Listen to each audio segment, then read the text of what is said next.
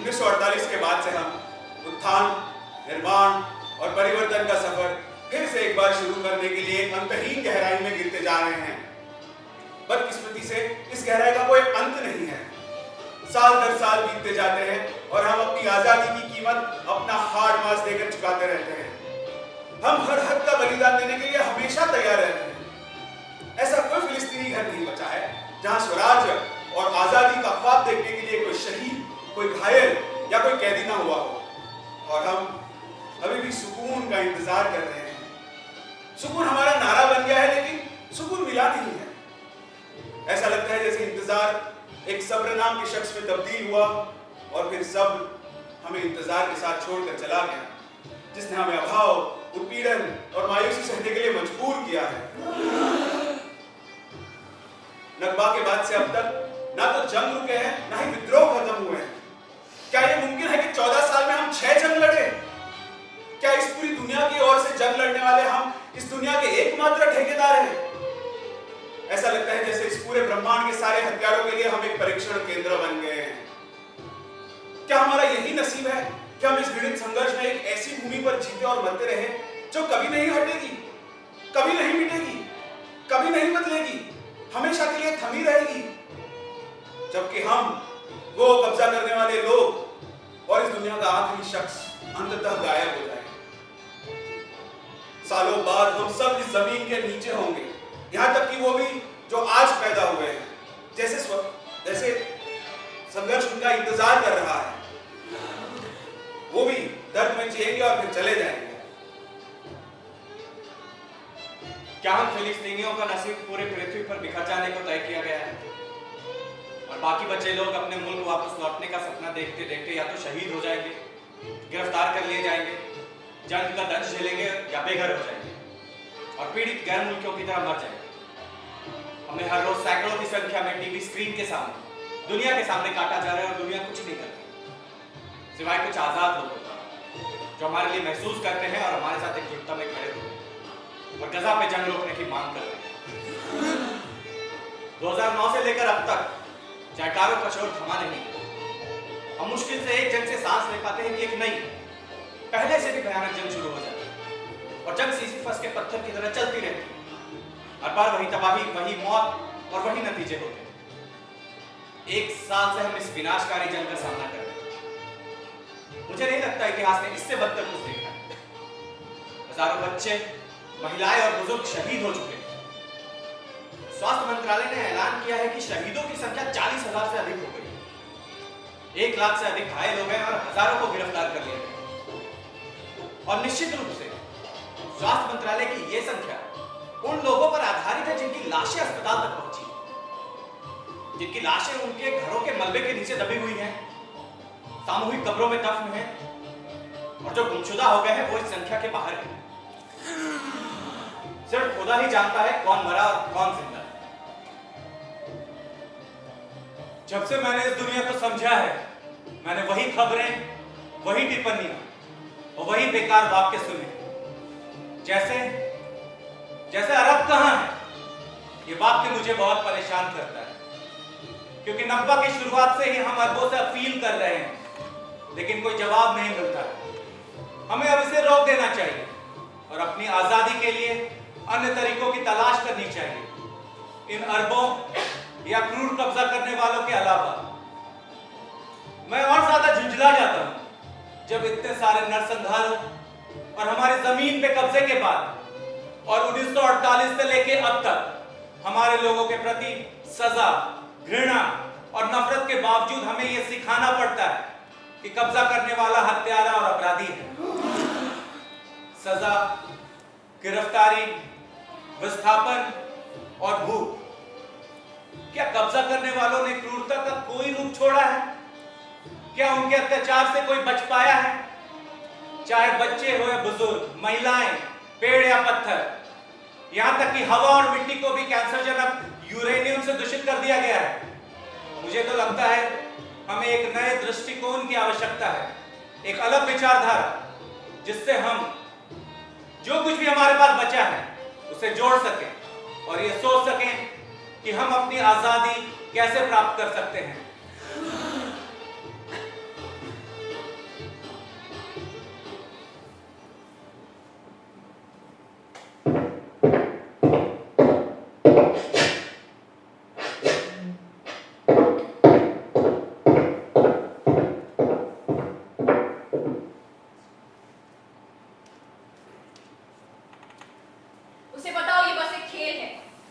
उसे बताओ कि ये गंभीर है, लेकिन उसे डराओ मत।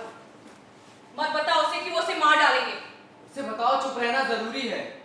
उसे बताओ अगर वो चुप रहेगी तो उसे केक मिलेगा। उसे बताओ कि बिस्तर के मानिंद लिपट कर सो जाए, मगर वो गाना ना गाए। उसे बताओ कि वो बाहर ना आए। उसे बताओ कि वो बाहर ना आए, चाहे उसे चीख ही क्यों ना सुनाई दे। मगर उसे डराओ मत। उसे बताओ कि वो बाहर ना आए, चाहे उसे बहुत देर तक कुछ ना सुनाई दे। उसे बताओ कि हम उसे ढूंढ लेंगे। उसे बताओ कि हम यही हैं, हर वक्त। उसे आदमियों के बारे में कुछ बताओ। उसे बताओ वो इस खेल में कमजोर हैं। उसे बताओ कि ये सब बस एक कहानी है। उसे बताओ कि वो चले जाएंगे। उसे बताओ अगर वो स्थिर रहेगी तो उन्हें गायब कर सकती है। जादू से। मगर वो गाना न गाए।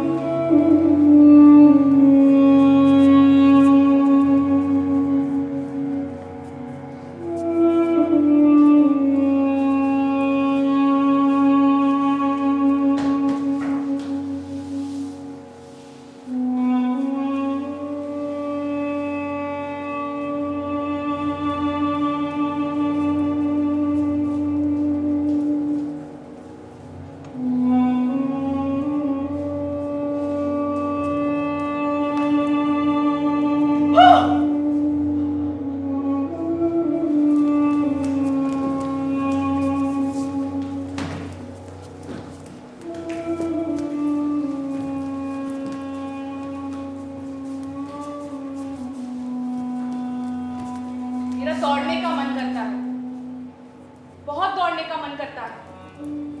तब तक दौड़ने का मन करता है जब तक मेरा दुपट्टा आसमान में ना उड़ जाए और उसके पीछे मैं भी उड़ान भरूं। कभी कभी मेरा मन करता है कि मैं पूरी तरीके से पागल हो जाऊं, लेकिन मैं ऐसा नहीं कर सकती। ये पहली बार है जब मैं ऐसी बातें कर रही हूँ। अमूमन मैं ऐसी बातें करती नहीं, शायद बयां नहीं कर पाती या बयां करने से डरती। मेरे अम्मी अबू मेरे साथ इस तरह क्यों पेश आते हैं? जब मैं अपनी उम्र की दूसरी लड़कियों को देखती हूँ कि वो अपनी जिंदगी कैसे जी रही हैं, तो मुझे ईर्ष्या होती है। काश मैं उनकी तरह आत्मविश्वास से भरी और आजाद होती। मैं चाहती हूँ कि कोई जहाज मुझे किसी दूर द्वीप पर ले जाए और उसके किसी किनारे पर छोड़ दे, दुनिया की हर चीज से दूर, खासकर इस जंग से दूर।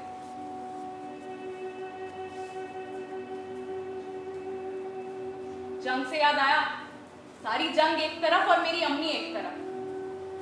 मैं कभी नहीं समझ पाऊंगी कि अम्मी मुझे वही बातें बार बार क्यों बताती रहती है जो मैं देख चुकी हूँ।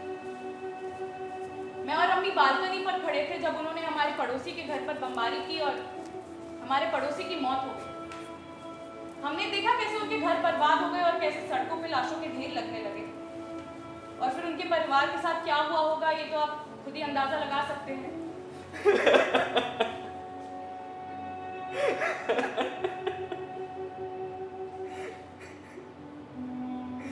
क्या ये सब खत्म हो गया? नहीं, ऐसा नहीं हुआ। अम्मी ने बताना शुरू किया कि कैसे उन्होंने हमारे पड़ोसियों के घर पर बमबारी की और कैसे हमारा पड़ोसी घर छोड़कर भाग गया। अम्मी बात ऐसे कर रही थी जैसे उस बालकनी में सिर्फ वो खड़ी थी, बस। फिर अम्मी की कहानियां पूरे जंग के दौरान चलती रही और सुनने वाली थी सिर्फ एक मैं। हम बैठ के टीवी देख रहे होते और किसी कोने में अम्मी बमबारी की बातें करती। रिपोर्ट सिर्फ 15 मिनट लंबी होती, पर उसी घटना की रिपोर्ट अम्मी 2-2 घंटे तक सुनाती रहती। अम्मी घटना के बारे में बात इस तरह करती थी जैसे मैं उनके साथ बैठी ही नहीं थी। कभी कभी मुझे खुद पर शक होने लगता था कि मैं उनके साथ बैठी भी हूं या नहीं। मैं कसम खाती हूं मैं वही थी, मैं उनके बगल में बैठी थी। खैर, शुक्र की बात है कि आज अम्मी हमारे साथ नहीं है, वरना अपनी कहानियों से आपको भी सरदर्द दे देती।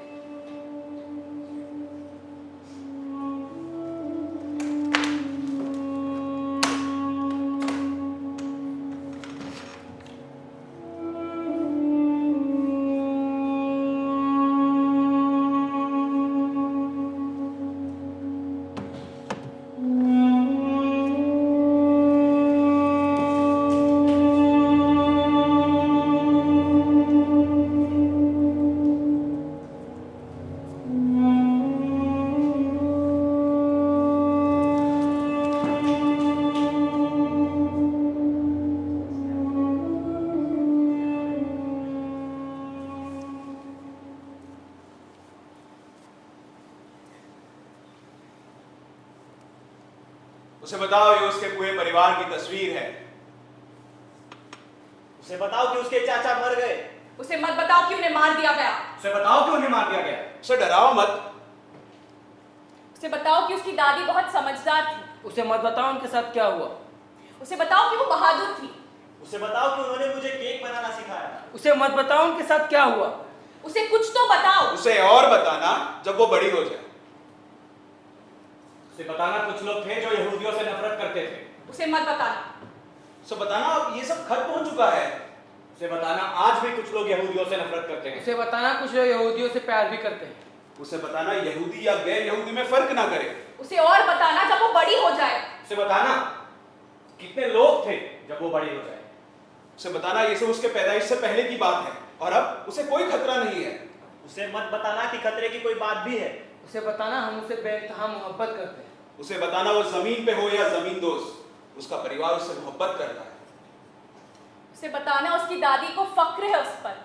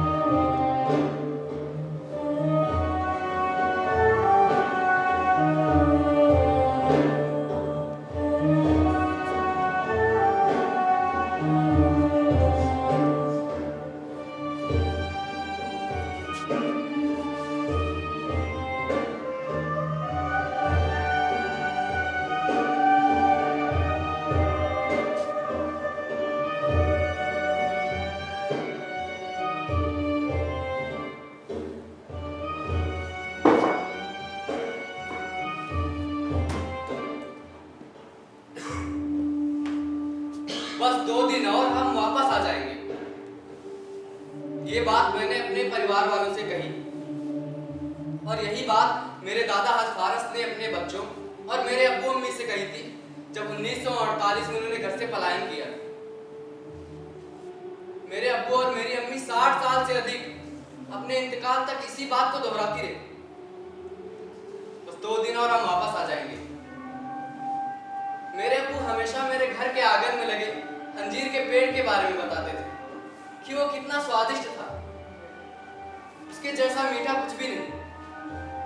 वो पेड़ पूरे साल फल देता था और मेरे अब्बू ये भी कहा करते थे कि तुम अपनी पूरी जिंदगी में इससे बेहतर कुछ नहीं खाओगे। कहकर उसे याद करते थे और एक गहरी सांस भरते थे। क्या वो पेड़ अभी भी वहां है या उस पर कब्जा करने वालों ने इसे उखाड़ कर फेंक दिया, जैसे उन्होंने हमारे शहर छोड़ते वक्त हमारी रूहों को उखाड़ दिया था? मेरी अम्मी हमेशा उस शहर को याद करती थी, उन कोनों को, उन गलियों को, उन घर, उन परिवारों को बहुत याद करती थी। मेरी अम्मी ने उस अंजीर के पेड़ के नीचे अपने कीमती बर्तन छुपाए थे, ये सोचते हुए कि जब वो नकबा से वापस लौटेंगी तो उन बर्तनों को वहां से निकाल लेंगी। नकबा के 30 साल बाद मेरे एक रिश्तेदार जो सऊदी अरब से वर्षों के बाद लौटे थे, उन्होंने कुछ ही दिनों के भीतर दमरा जाने का फैसला किया। मैं उनके साथ दमरा गया और अपने साथ मैं अपने अब्बू और अम्मी को भी ले गया। जब हम लोग दमरा पहुंचे तो वहां हमें कुछ नजर नहीं आया, लगभग खाली जमीन। पूरे शहर के किनारों पर सिर्फ गांव के खंडहर फैले हुए थे। वो लोग अपने चारों तरफ देखने लगे और पत्थरों के ढेरों के बीच अपनी उन पुरानी जगहों को याद करने लगे। मिट्टी के घरों के बचे हुए अवशेष और पेड़ों को पहचानने की कोशिश करने लगे। मगर मेरे अब्बू के अंजीर का पेड़ वहां नहीं था। वो लोग फिर से उस गांव को नक्शे पे खोदने की कोशिश करने लगे कि यहाँ हमारा अंजीर का पेड़ था और वो नीलगिरी का पेड़ यहाँ हमारे घर के सामने और यहाँ हमारा घर था। अंजीर की पेड़ की तरफ बढ़ते हुए मेरी अम्मी हैरानी से दौड़ी। उनके आंखों में आंसू। उन्होंने अपने नंगे हाथों से जमीन खोदनी शुरू कर दी, उन बर्तनों को खोजने के लिए जिन्हें उन्होंने नकबा के समय घर छोड़ने से पहले वहां दफनाया था।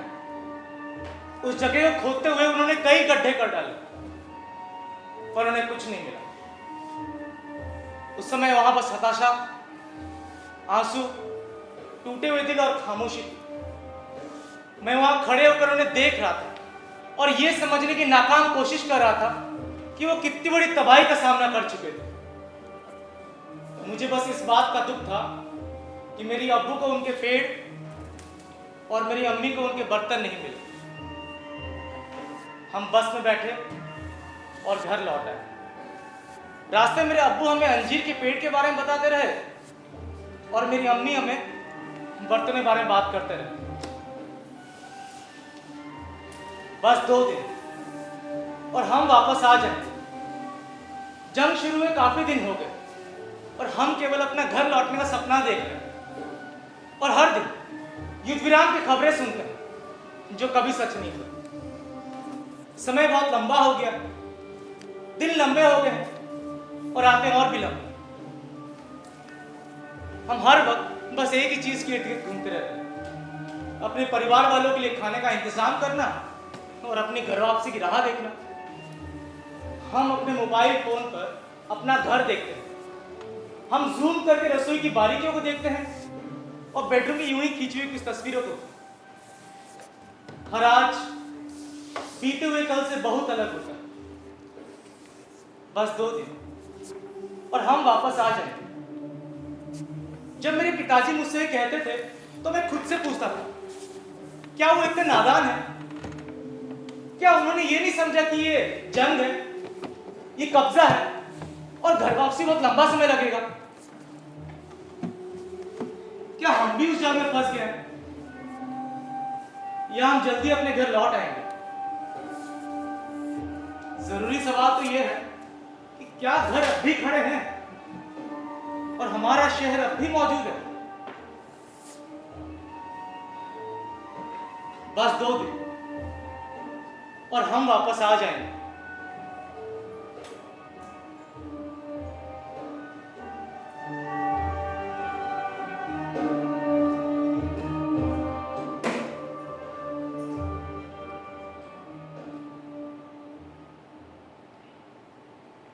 उसे मत बताओ हम हमेशा के लिए जा रहे हैं। उसे बताओ कि वो अपने दोस्तों को खत लिख सकती है और वो उसे मिलने भी आ सकते हैं। उसे बताओ कि वहां धूप खिली रहती है। उसे बताओ हम अपने घर जा रहे हैं। उसे बताओ ये वो जमीन है जो हमें खुदा ने दी है। मजहब के बारे में मत बताओ उसे। उसे बताओ कि उसके पूर्वज वहीं रहते थे। उसे मत बताओ कि उन्हें वहां से निकाल दिया गया था। उसे बताओ कि सबको वहां से निकाल दिया गया था और वो हमारा मुल्क हमारी घर वापसी की राह देख रहा है। मत बताओ उसे कि वो यहाँ की नहीं है। उसे बताओ कि हाँ ये जगह उसे पसंद है, पर वो जगह उसे और भी पसंद आएगी। उसे बताओ कि ये एक रोमांचक सफर है। उसे बताओ कि उसे वहां कोई नहीं सताएगा। उसे बताओ उसे वहां नए दोस्त मिलेंगे। उसे बताओ कि अपने खिलौने ले जा सकती है। उसे मत बताओ कि सारे खिलौने ले जा सकती है। उसे बताओ कि वो एक खास लड़की है। उसे यरूशलेम के बारे में बताओ।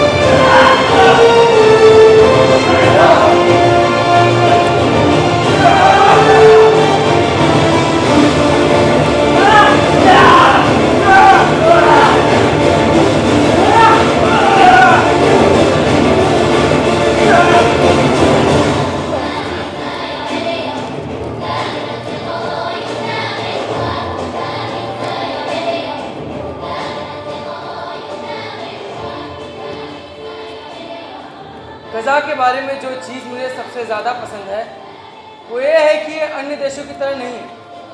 अन्य देशों में बहुत सी समस्याएं हैं, अकाल, घेराबंदी, विभाजन, कब्जा, बमबारी, विनाश और मृत्यु, लेकिन हम इन समस्याओं से दूर हैं। इसीलिए मुझे गज़ा से मोहब्बत है।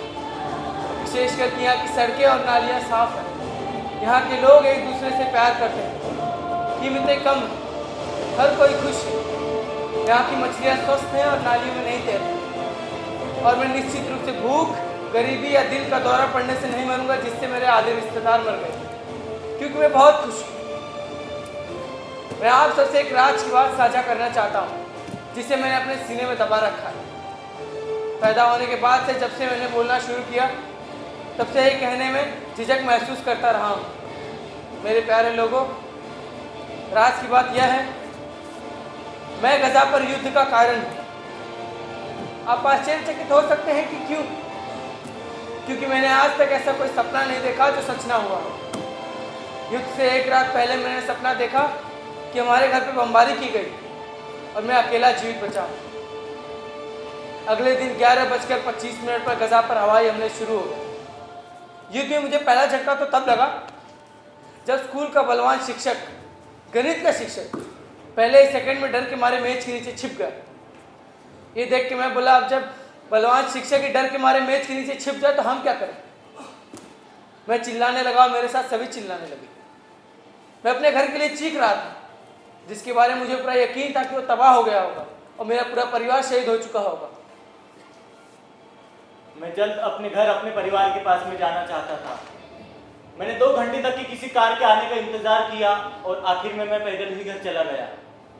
पूरे रास्ते भर मेरे जहन में एक ही ख्याल आ रहा था कि हमारा परिवार तबाह हो गया होगा। लेकिन जब मैं घर पर पहुंचा तो देखा ऐसी कोई बात ही नहीं थी। मेरा परिवार खिड़कियां खोल रहा था ताकि वो हवा के दबाव से टूट ना जाए।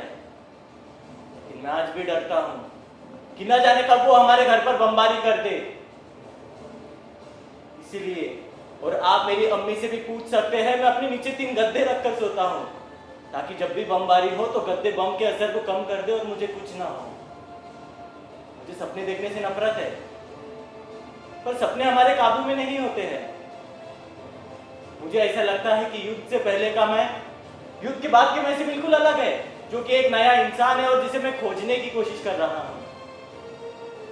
युद्ध से पहले मुझे राजनीति के बारे में कुछ भी समझ नहीं थी। मैं प्रधानमंत्री से लेकर राज्य प्रमुख तक किसी के बारे में जानता नहीं था।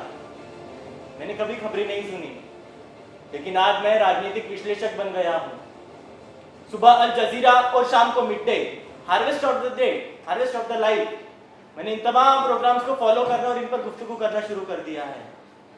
मुझे लगने लगा है कि राजनीति और खबरें हमारी जिंदगी में बहुत अहम है, क्योंकि वही हमें जिंदगी या मौत देती है। और इसलिए भी कि मैं ये जानने वाला पहला शख्स बनना चाहता हूं कि क्या कोई और युद्ध होने वाला है।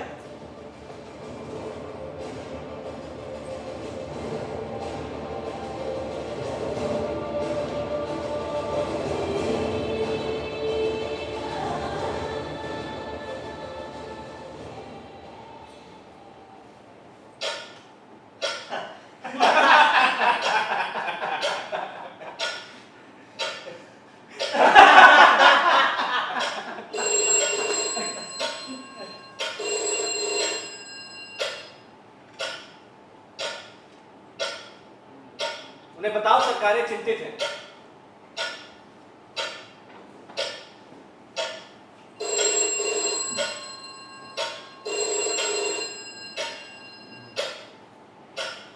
उन्हें बताओ सरकारें बहुत चिंतित हैं।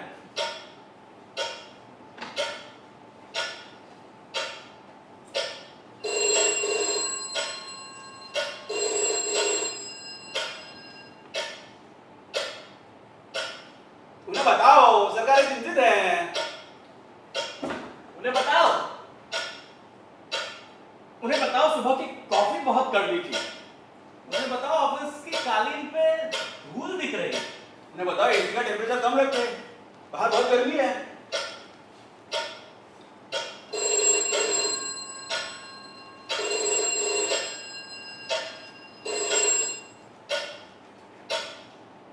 उन्हें बताओ हम सोच रहे हैं।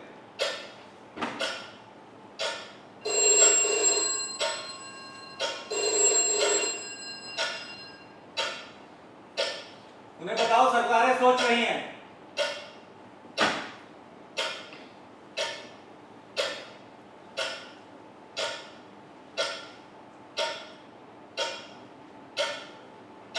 उन्हें बताओ खजूर में कीड़े लगे हैं।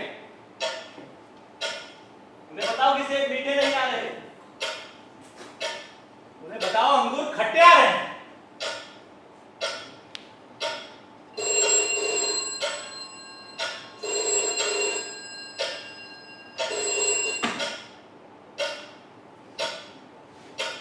उन्हें बताओ आज सुबह से बॉस का कुत्ता उल्टियां कर रहा था। उन्हें बताओ आज सुबह से बॉस का मेजर उल्टियां कर रहा था। हाँ मेजर।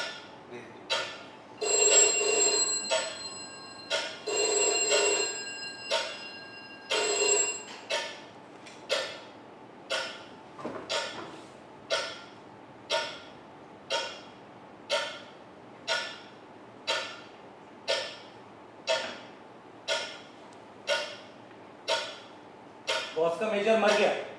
मेजर मर गया। मेजर मर गया। मेजर मर गया। मेजर मर गया।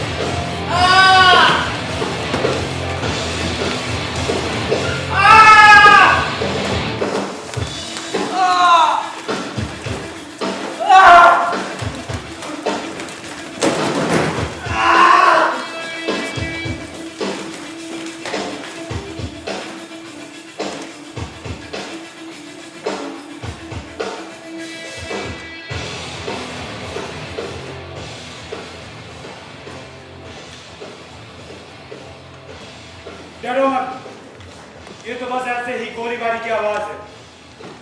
बमबारी शुरू होते ही हमारे टीचर ने यही कहा था। उनके मोबाइल फोन पर एक घंटी बजी और उन्होंने बस इतना बोला कि 120। उन्होंने अपने मोबाइल फोन को फट पर पटका और हम सबसे कहा कि तुम सब घर जाओ। हम जब बाहर आंगन में आए तो अपने दोस्तों के अब्बू अम्मियों को देखा। उनमें से कुछ पायजामे में थे, कुछ अंडर शर्ट और कुछ नंगे पैर।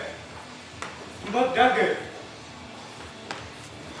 मैं और मेरी दोनों बहनें पिताजी के लिए इंतजार करते रहे, लेकिन उन्हें बहुत देर हो चुकी थी। इतने लंबा रास्ता होने के बावजूद हमने अकेले ही घर जाने का फैसला किया।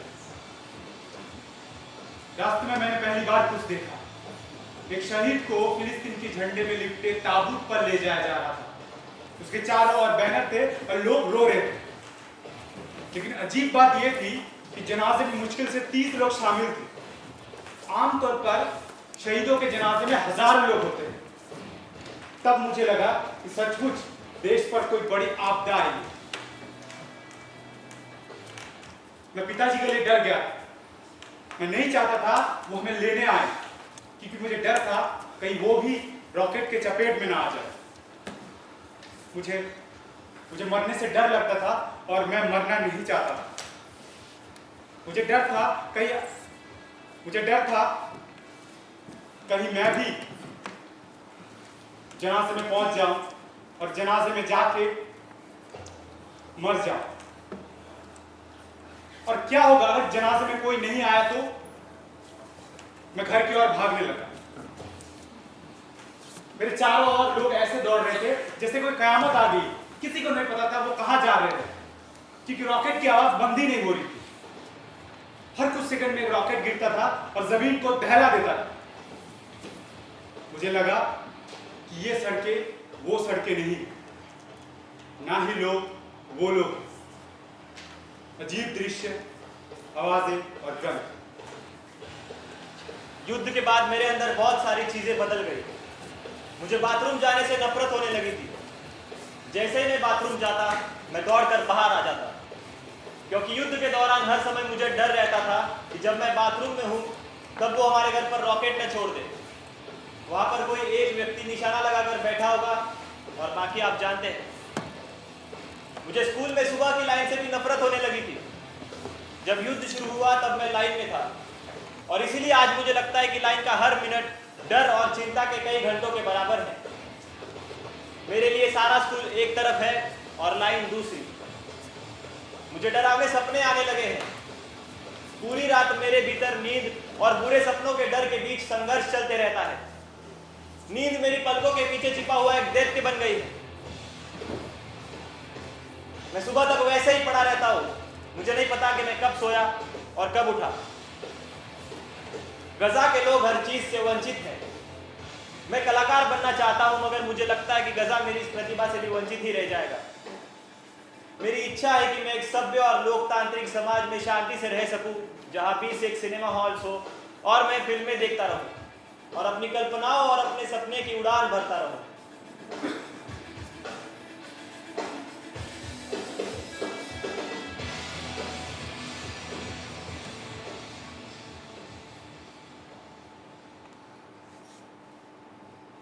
उसे मत बताओ कि वो कौन है। मगर उसे कुछ तो बताओ।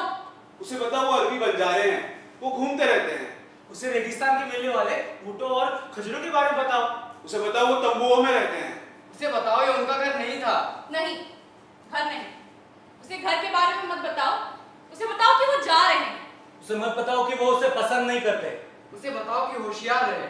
उसे मत बताओ कि इस घर में पहले कौन रहता था। नहीं, लेकिन उसे ये मत बताओ कि उसके दादा परदादा इस घर में रहते थे। नहीं, लेकिन उसे ये मत बताओ कि अरब उसके बेडरूम में सोते थे।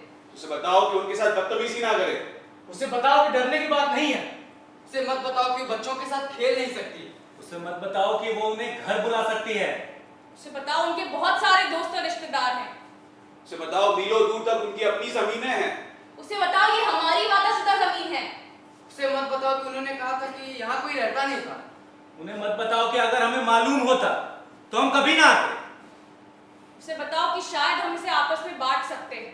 उसे ये मत बताओ।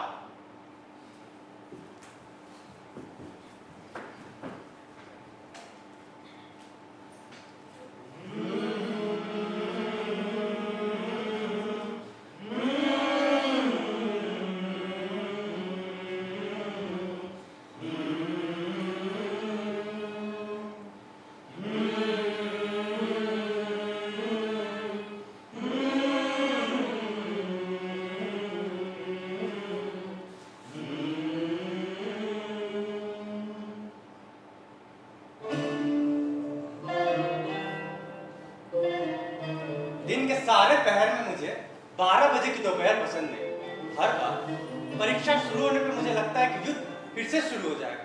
परीक्षा के प्रश्न मुझे बोझ प्रतीत होते हैं और अनगिनत विचार मेरे दिमाग में तब तक घूमते रहते हैं जब तक मैं उनसे थक नहीं जाता। मैं खुद से पूछता हूँ, क्या मेरे साथ जो हो रहा है वो साधारण है या मैं बीमार हूँ? लोग कहते हैं कि गजा का समंदर सारे दर्द हो देता है, पर मेरा दर्द इस समंदर से भी बड़ा है। आखिरी बार मैं समंदर अपने दोस्तों के साथ गया था। हमने वहां लहरों में तैराकी की और बहुत मजा आया। तल्तनी स्ट्रीट पेट्रोल स्टेशन के पास है और पेट्रोल लोगों की जरूरत थी और महंगा, तो किसी के पास 1 लीटर पेट्रोल बहुत बड़ी बात है। युद्ध चल रहा था और लोग कुछ भी खरीदने से डरते थे। मेरे पिताजी ने मुझे पेट्रोल खरीदने के लिए भेजा था। इसे खरीदने के बाद मैं स्टेशन के पास रहने वाले अपने दोस्त जाकी के घर गया। मुझे उसकी बहुत याद आ रही थी और 10 दिनों से मैं उससे मिला नहीं था। मैं जल्दी जल्दी उसके घर गया क्योंकि मेरे पिताजी चाहते थे कि मैं पेट्रोल लेकर जल्दी घर लौट आऊं। मैं बिना दरवाजा खटखटाए उसके घर के अंदर चला गया। उसकी माँ मुझे अपने बेटे की तरह मानती थी और मैं भी उन्हें अपनी माँ की तरह मानता था। मैंने उन्हें सलाम कहा और जाकी को गले लगाया और चूमा। उसके भाइयों को सलाम कहा और वहां से चला गया। मैं उनके घर से बस 20 मीटर की दूर पर गया था कि मैंने एक विमान की तेज आवाज सुनी और अगली आवाज जाकी के घर पर गिरने वाले रॉकेट की थी। लोग चीखने चिल्लाने लगे कि घर पर बमबारी हुई है। मुझे इस पर यकीन नहीं हुआ। मैंने पीछे मुड़कर अपने दोस्त के घर की ओर देखा कि उसमें से आग और धुएं की लपटें निकल रही थी। मैंने ऐसा कुछ कभी नहीं देखा था। मैं दौड़ता हुआ अपने घर वापस लौट गया। जब मैं घर पहुंचा तब मेरे पिताजी ने मुझे बताया कि तुम्हारा दोस्त अब इस दुनिया में नहीं रहा। नहीं, ऐसा नहीं हो सकता। हर कोई मुझसे कहने लगा कि तुम्हारा दोस्त जाकी मर चुका है, पर मैंने यकीन नहीं किया। इसलिए मैं कभी जनाजे अस्पताल या कभी कब्रिस्तान नहीं गया, क्योंकि जाकी मरा नहीं था। मुझे यकीन था वो जिंदा है और यकीनन एक दिन आएगा जब हम मिलेंगे, तब मैं उससे शिकवा करूंगा, क्योंकि मुझे उसकी बहुत याद आती है। रूस पे मेरा एक और दोस्त रहता है। वो हमेशा मुझे रूस के बारे में बताता है। वो बताता है कि वो वहाँ कितना आजाद और सुरक्षित महसूस करता है। मैं जिंदा हूँ, मुझे महसूस नहीं होता। मैं चाहता हूँ किसी दिन मैं समंदर में कूद जाऊं और गोते लगाता रहूं और तब तक गोते लगाता रहूं जब तक मैं रूस नहीं पहुंच जाता।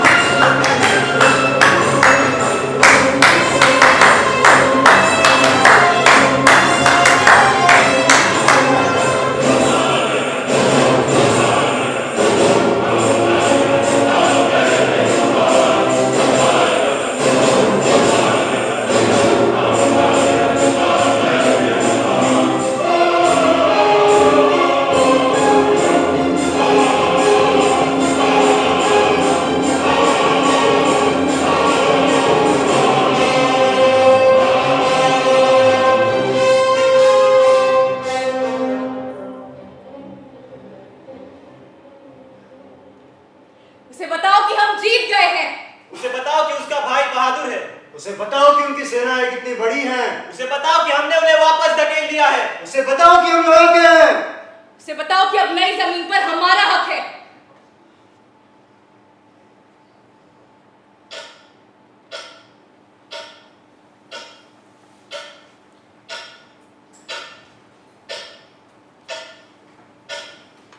उन्हें बताओ सरकारें सोच रही हैं। उन्हें बताओ सरकारें सोच रही हैं।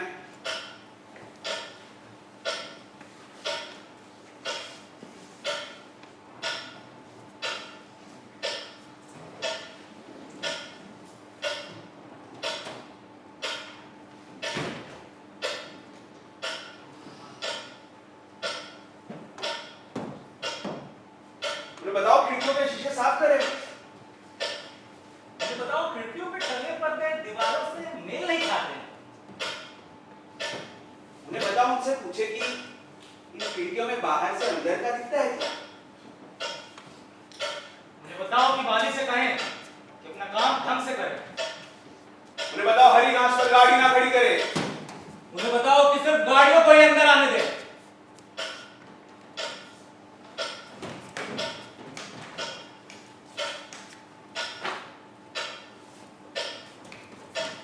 उन्हें बताओ कि उनसे कहें कि टेबल की जगह आज कम क्यों। उन्हें बताओ कि चपरासियों को बोले कि बाल बनाकर आए ऑफिस। उन्हें बताओ उनसे कहे कि ये फाइलों का कोना इतना बारीक ना हो, हथेली कट जाती है। कट गई क्या? चलिए कट गई।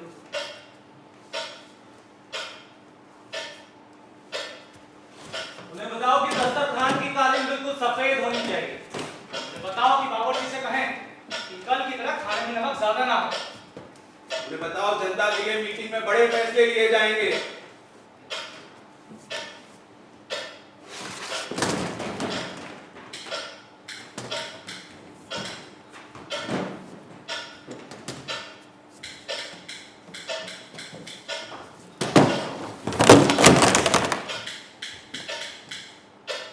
उन्हें बताओ कि उनसे पूछे कि देश में गैस खत्म हो गई है क्या।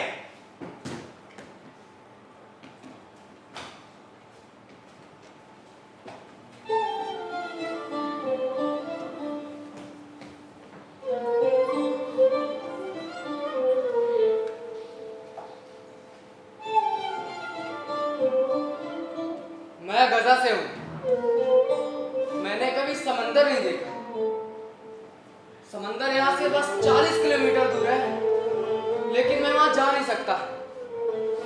मुझे लगता है कि हम एक बड़ी सी जेल में कैद हैं।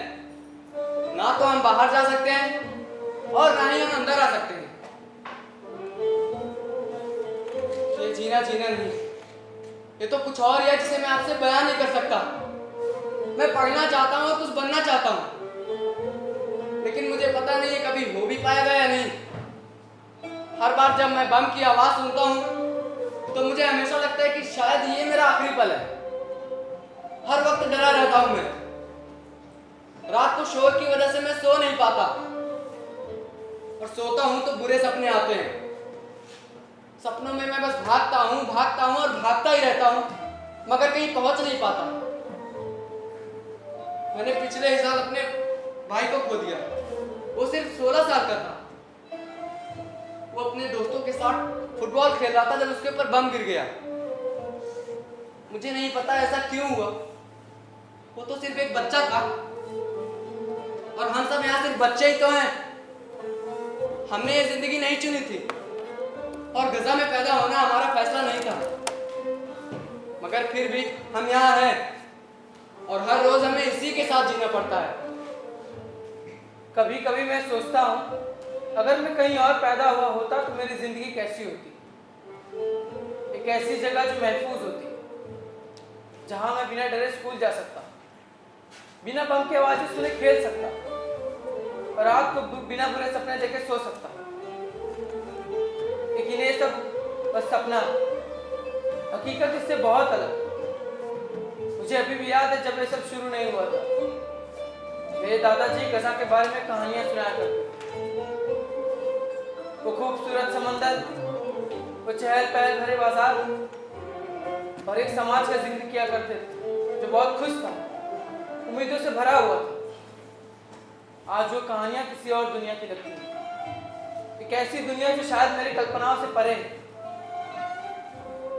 हर रोज वही दीवारें देखता हूँ, वही चेक पोस्ट, वही डर।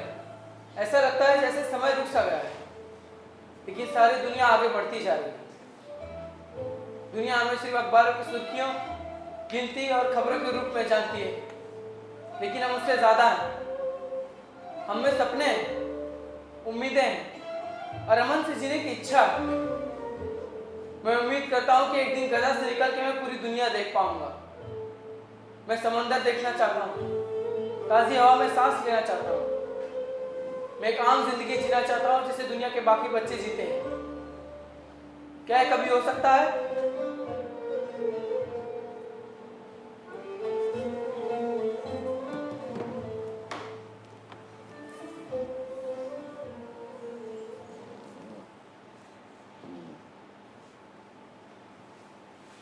उसे मत बताओ। उसे स्विमिंग पूल के मसले के बारे में मत बताओ। उसे बताओ ये पानी हमारा है, हमारा हक है। उसे बताओ कि उनके खेतों का पानी नहीं है। उसे पानी के बारे में कुछ मत बताओ। उसे बुलडोजर के बारे में कुछ मत बताओ। उसे मत बताओ कि बुलडोजर की तरफ देखे नहीं। उसे मत बताओ कि वो घर गिरा रहा था। उसे बताओ यहाँ एक इमारत बने। उसे बुलडोजर के बारे में कुछ मत बताओ।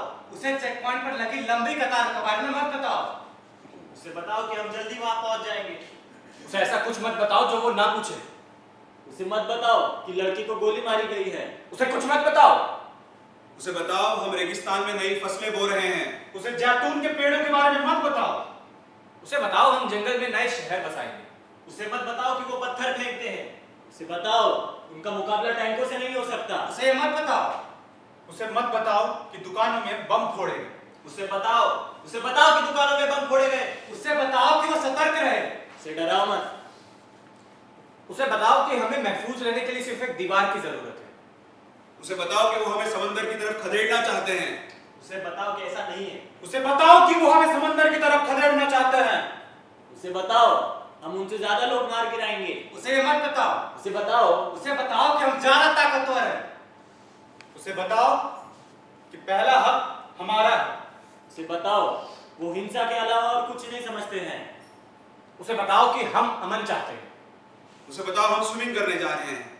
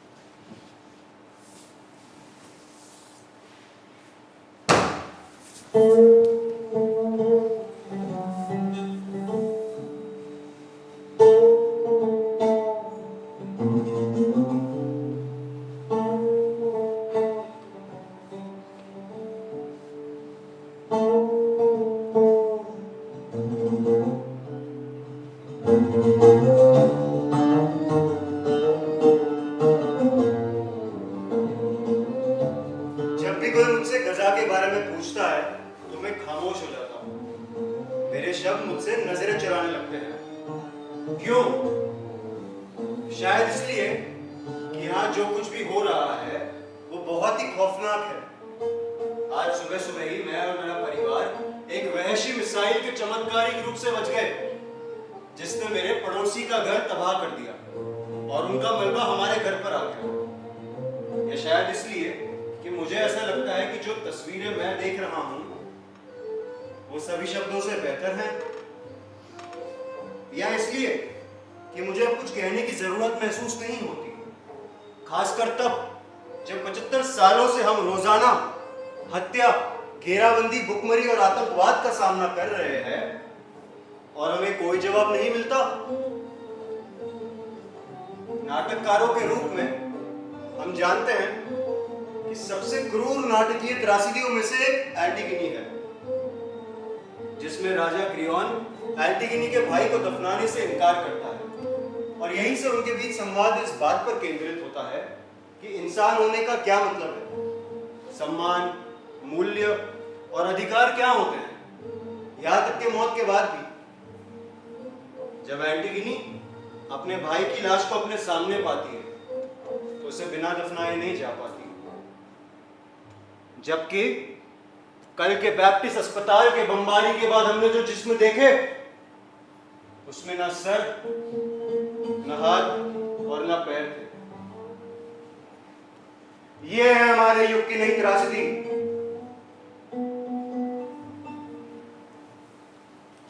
अस्पताल के मलबे पर खड़ी बूढ़ी औरत ने नर्स से कहा, बेटा मुझे वो हाथ दे दो जो वहां पड़ा हुआ है। मैंने उसे अंगूठी से पहचाना। मेरी बेटी का हाथ है, जिस पर मैंने आज सुबह सहारा लिया था जब वो मुझे कुर्सी पर बिठाने में मदद कर रही थी ताकि मैं खबरें देख सकूं। वही हाथ जिसने टीवी चालू किया था। उसने मुझे बधाई दी थी, मेरे हाथों को चूमा था जब वो जा रही थी। वही हाथ जो हमेशा मुझे गले लगाता था और मेरे कंधे पर थपकी देता था। वही हाथ जो मेरे बाल संवारता था और हमेशा मेरे नाखून काटता था।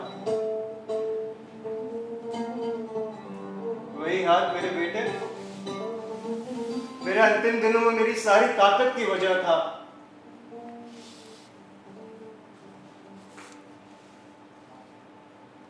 मुझे उसे आखिरी बार चूमने दो ताकि मुझे अपनी बेटी के जिस्म की दूसरे हिस्सों की जरूरत महसूस ना हो।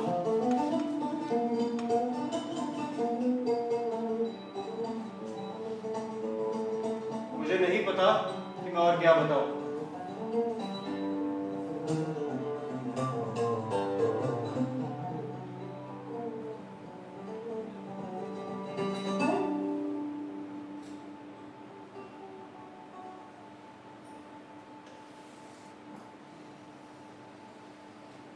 उसे बताओ कि वो समाचार नहीं देख सकती। उसे बताओ कि वो कार्टून देख सकती है।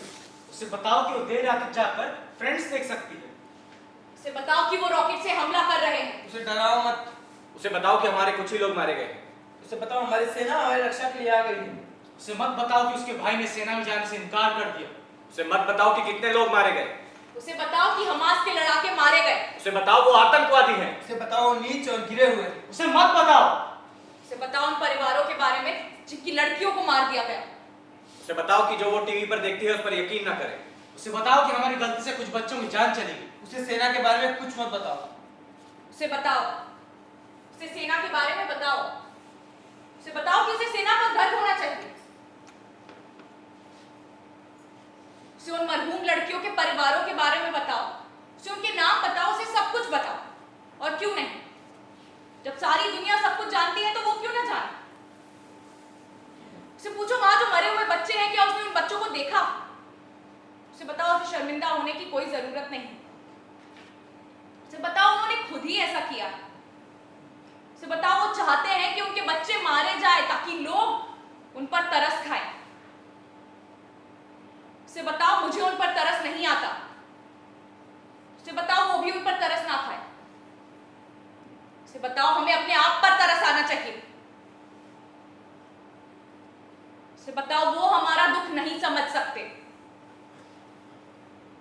उसे बताओ अब हम एक लोहे की मुट्ठी हैं। उसे बताओ ये कोरा युद्ध का है। उसे बताओ जब तक हम सुरक्षित नहीं हो जाते हम उन्हें मारना बंद नहीं करेंगे। उसे बताओ कि मैं हंसी जब मैंने उनके मरे हुए पुलिस वालों को देखा। उसे बताओ वो मलबे में रहने वाले जानवर हैं। उसे बताओ हमें परवाह नहीं अगर हम उन्हें मिटा दें। दुनिया हमसे नफरत करेगी, बस यही एक बात है ना। उसे बताओ हमें फर्क नहीं पड़ता अगर दुनिया हमसे नफरत करती। उसे बताओ हम बेहतर नफरत करना जानते हैं। उसे बताओ हम चुने गए हैं।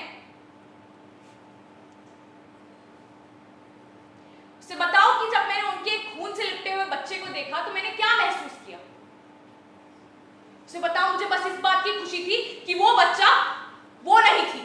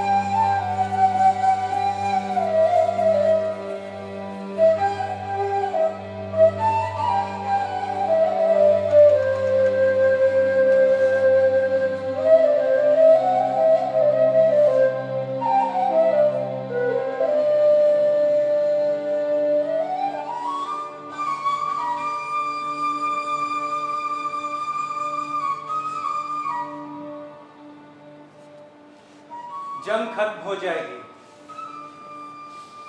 जंग खत्म होगी और लोग अपने घरों और परिवारों के बचे हुए हिस्सों की ओर लौटेंगे।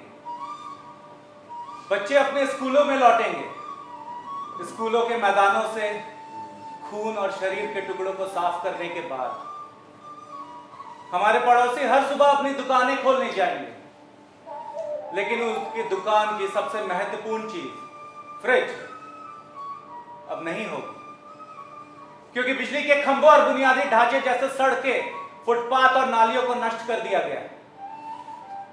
मुझे नहीं पता कि अब लोग कैसे नहाएंगे और पानी और नालियों को उनकी पुरानी बदहाली में बहाल करने में कितना वक्त लग जाएगा।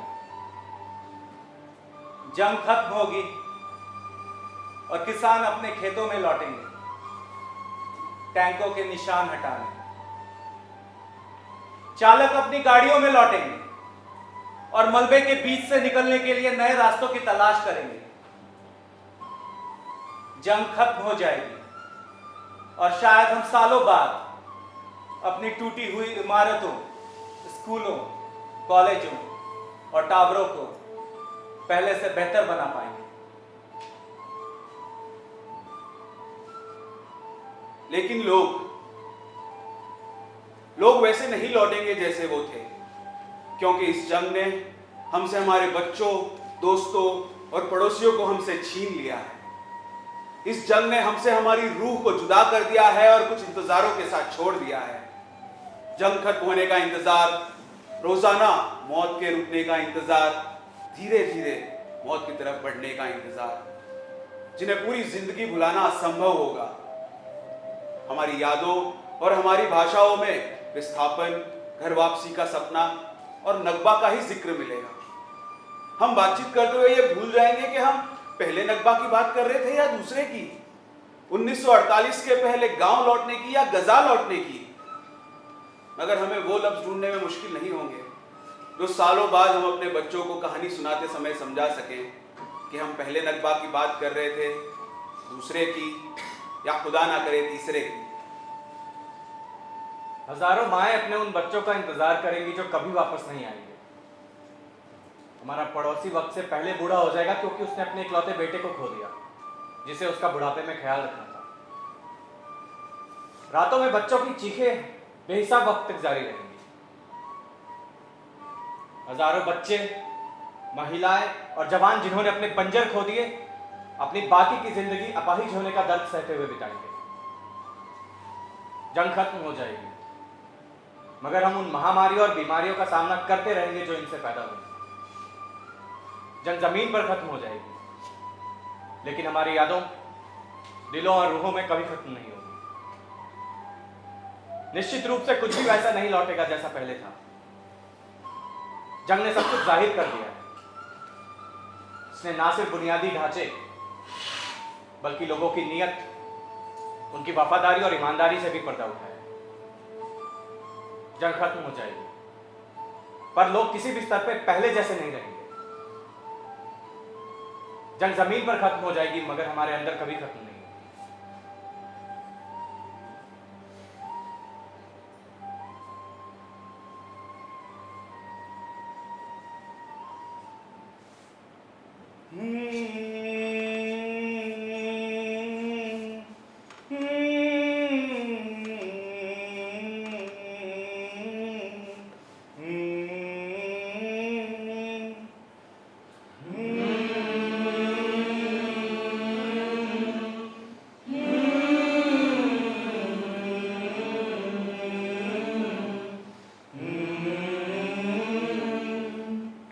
मत रो बच्चे,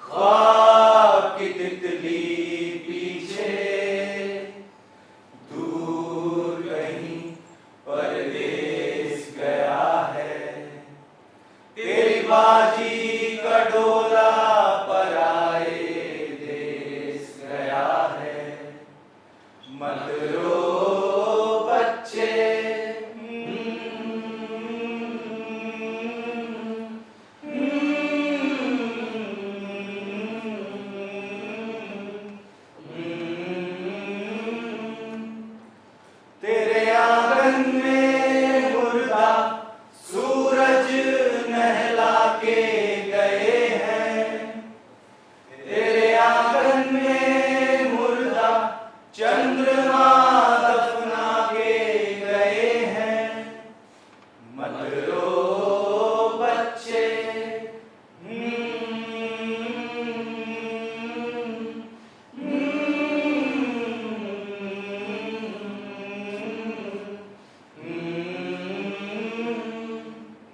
अम्मी अब्बा बाजी भाई चांद और सूरज, तू कर रोएगा तो ये सब और भी तुझको रुलाएंगे,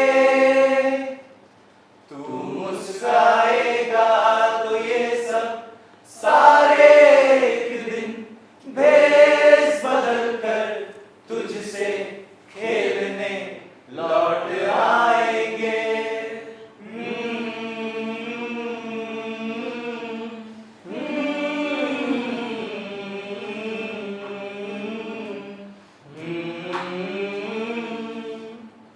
मत रो बच्चे, मत रो बच्चे, मत रो बच्चे।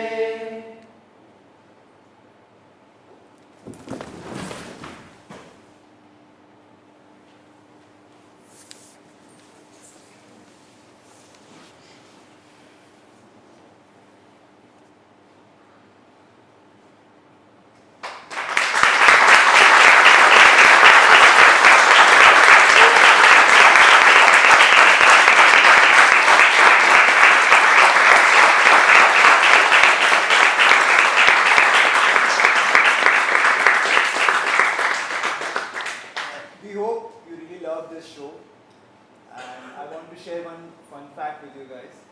This play is written by Carol Churchill, and it is meant to be a criticism to describe the actions of the certain state, without being called as non-Semitic. Over to the cast. Sumit,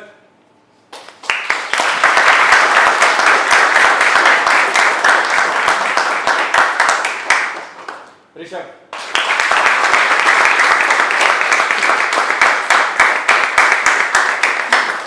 Bhavya,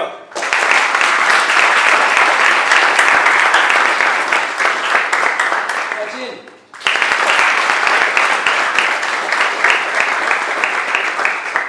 Aditya,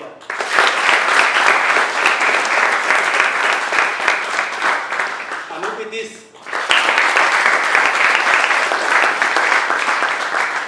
Gaurav,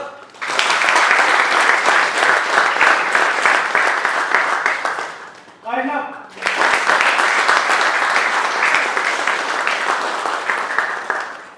Siona,